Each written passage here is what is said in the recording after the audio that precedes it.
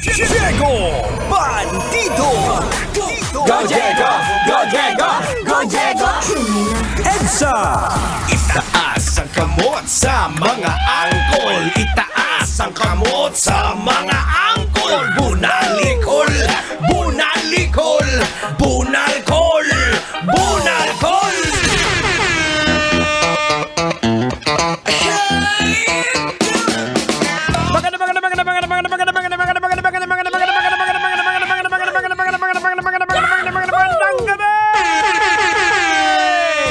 Luzon, Visayas, Mindanao, and World Wide Web. Kamusta? Kamusta? Sino na naman yung kachat mo, ha? Alam ba ng asawa mo yan? Pero matanong kita, boards. Lalong-lalo ka na, manong driver. Kakayanin mo ba ang mawalan ng computer ng ilang araw? Kaya? Kaya. Very good, very good. Kasi merong mga taong hindi mapakali kapag walang internet na nasasagap. Parang nabubuang. No. Ay, pero heads up sa mga kabisyo po natin na internet dependent. Eto, mga kabisyo, ayon sa nakalap nating balita, posible umanong mawalan ng internet ang buong mundo dahil sa posibleng pagtama ng tinatawag na solar superstorm. Oh no! Yes, tama po ang narinig po ninyo. Yan po ang balita na posibleng mawalan ng internet ng hindi lang isa, hindi lang dalawa. Sa tingin mo, mga ilan? Ay, it will take months. Nako! Paktay, karihadong! Oh no! Months! Kakayanin ba yan? Baka marami na ang mangisay niyan. Well, pues mga kabisyo, hindi na natin tatagalan to. Logican na natin to. Logican na ba natin to?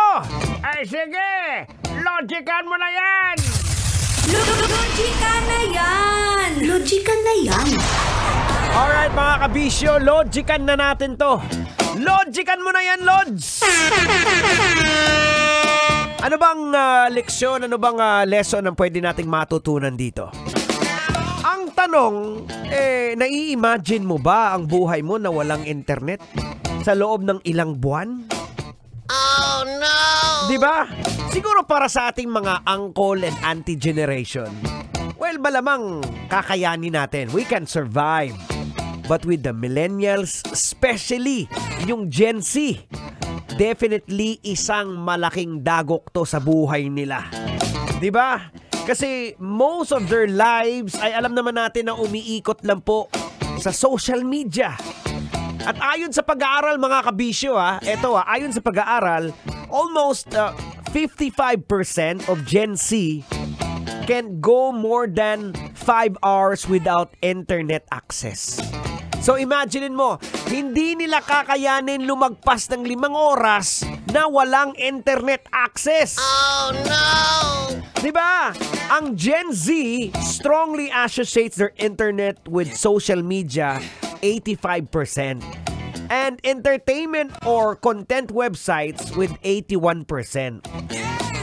So sa mga magulang ng Gen Z, kung may anak ka na Gen Z, we must be watchful sa posibleng mangyari dito, ha. Sa totoo lang, dapat kasi magbibigay po ito ng anxiety sa mga Gen Z, sa mga kabataan. Diba? Ngayon pa lang kung matuloy man o hindi, ang dapat po natin gawin dapat pong mag-invest tayo ng relationship sa mga anak natin. Kasi imagine mo kung walang internet, daw mga bao na sila ginasinan. Madagdag lang ni sila sa pader. No. Alam mo ba yung snail? Kasi dati nung kabataan namin, ginagawa namin, pag nakita kaming snail na nakakapit sa pader, nilalagyan namin ng asin. Tapos nahuhulog na sila, bumubula sila. So parang ganon. Or parang daw lago mga ginasinan. Hindi balakol? Parang bulating nilagyan mo ng asin. Ha? Kapisik-pisik. Aragon! Maluoy ka. So again, sa mga kabisyo po natin, sa mga magulang, matuloy man po ito o hindi itong solar superstorm na magiging dahilan ng pagkawala ng internet ng ilang buwan. Though ang mga expert naman ay nag-aaral na ngayon kung paano to maka-counter ang posibleng epekto na ganito, dapat po mag-invest na po tayo ng time and effort sa ating mga anak na, especially yung mga Gen Z, para kung sakali mang mangyari to, meron po silang emotional backup. Nandyan po tayo. Nandyan po tayo para alalayan po sila sa posibleng mga anxiety na kakaharapin nila. At least, may pamilya pong sasalo sa kanila, may pamilyang kumakausap sa kanila, at unti-unti na medyo mababawasan ng anxiety na mararamdaman nila. Yun po ang pinaka-importante. Invest in a relationship with your kids. O, di ba? Yung mga magulang dyan. Huwag puro trabaho. Huwag puro kung ano-ano nga asikasuhin nyo. Spend time with your family, especially with your kids. Kasi mahirap po, iba po ang panahon ngayon. Ang mga kabataan ngayon, pag hindi ka nag-invest ng oras sa kanila, nako, kawawa po talaga sila. Hindi po nila alam kung anong gagawin. Okay? So, dapat nandiyan po tayo nakaalalay. Hinay! Thank you! Alright mga kabisyo, ang oras po natin, 34 minutes makalipas na sa oras ng alas 6 ng gabi. And I'd like to do some shout out, of course, sa isa po sa mga tiningala po naming ama dito sa Love Radio na binisita kami ngayon.